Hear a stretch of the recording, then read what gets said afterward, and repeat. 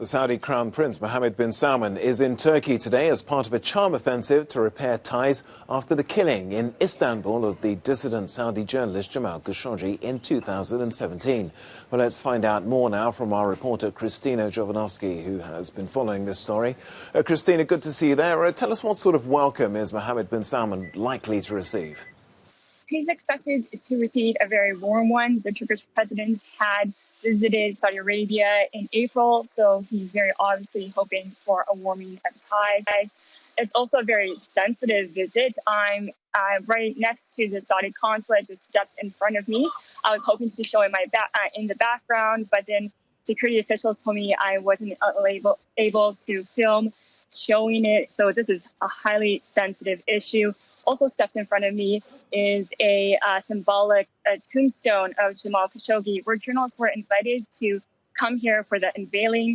Now I seem to be the only journalist here, and this field where the Khashoggi tombstone is full of weeds, and we can't even show it to you.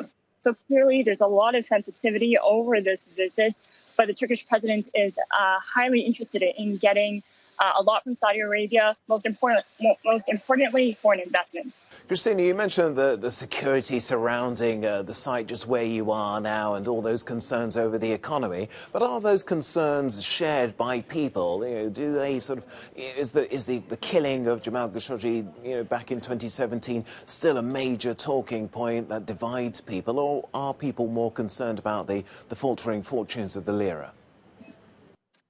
Well, probably the latter, because it has impacted people's daily lives so greatly. People are struggling to buy enough food for themselves or their children. People are cutting back on what they spend.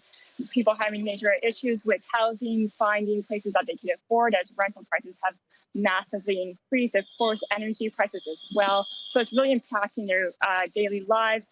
While the Khashoggi disappearance and alleged killing had really just been a topic internationally, but it didn't really affect their day-to-day lives. However, it's still a really important topic because beyond the massive human rights violation, it was also seen as incredibly embarrassing and disrespectful to Turkey that Saudi Arabia had allegedly plotted this killing right in Turkey, right at an official building in their biggest city.